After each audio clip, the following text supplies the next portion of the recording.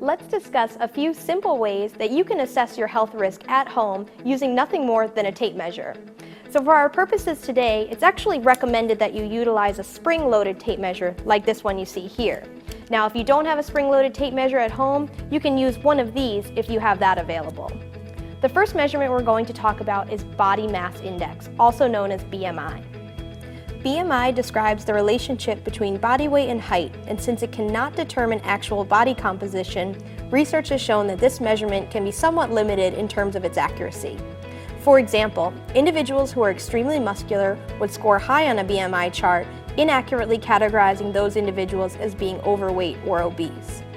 Studies indicate that compared to BMI, waist circumference is more accurate in regards to predicting cardiovascular disease risk. Waist circumference can be measured at the midpoint between the lowest rib and the iliac crest. Unsure what the iliac crest is? It essentially acts as the main hip bone. It can be felt by putting your hip at the lowest rib bones and simply sliding it down the abdomen until you reach the top of the pelvic region. Research has shown that waist circumference is effective in identifying cardiovascular disease and diabetes risk. Here's a table that shows the criteria for waist circumference in adults.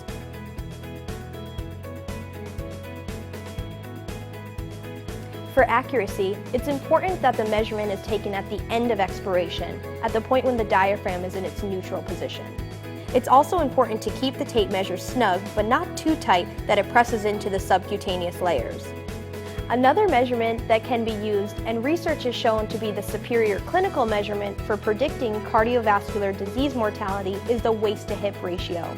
For this assessment, the hip measurement should be taken at the greatest circumference of the buttocks. You'll then find the waist-to-hip ratio by taking the waist measurement you completed earlier and divide it by the hip measurement. This table shows the waist-to-hip ratio norms. For the waist circumference and the waist-to-hip ratio, for accuracy you want to ensure that you're completing the measurement at the same landmark each time. It's also helpful to complete multiple measurements at the same site, but to ensure that you allow at least 20 to 30 seconds between repeat measurements to allow the skin and subcutaneous tissue to return to its normal state. Research has shown that these measurements demonstrate a strong correlation between health, morbidity, and mortality, but it should be noted that they serve only as an estimation of body composition and fitness level.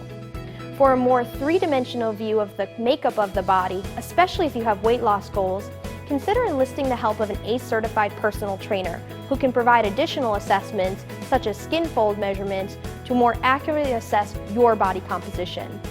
To find an ACE-certified trainer in your area, visit our website www.acefitness.org/getfit, and we'll see you next time.